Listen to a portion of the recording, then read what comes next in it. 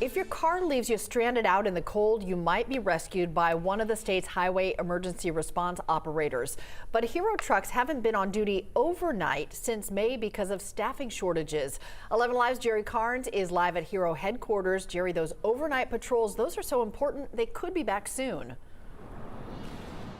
That's right, Cheryl. Good morning. Instead of working all night long as they have for years, the Hero units here in Metro Atlanta are just now getting out onto the roadway. We've been watching them leave their headquarters here in Midtown over the past hour or so. Over the past 8 months, GDOT has been actively recruiting new Heroes, and they have had some success in finding people willing to stick with this difficult job.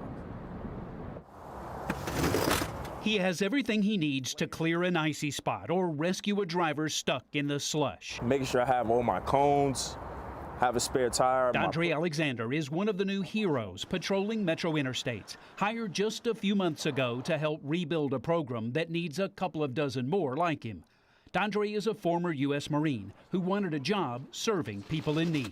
A lot of people think that when we show up, we won't be able to do the things that we do, but we quickly prove them wrong. From changing tires to providing fuel to administering first aid as traffic zips by on Metro interstates, Heroes do it all at no cost to the driver they're rescuing.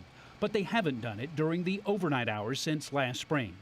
There needs to be at least 125 Hero units to operate 24 hours a day. Thanks in part to the COVID pandemic, the numbers dwindled to a low of 60 units, but is on the way up again to 90 Heroes. The manager of the operation says the difficult part is keeping good people. It's a little bit more involved than they thought it was, and a lot more dangerous and unforgiving to mistakes.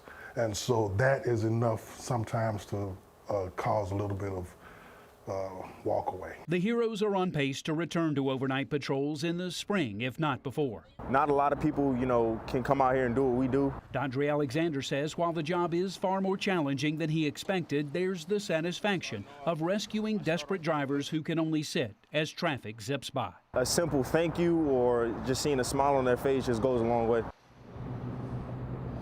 Until they can find enough people to go back to 24-hour-a-day patrols, the Heroes will operate from 5 o'clock in the morning until 11:30 at night weekdays and 6 o'clock in the morning until 11:30 at night on weekends. By the way, this year marks the 30th anniversary of the start of the Hero program here in Metro Atlanta. Back to you.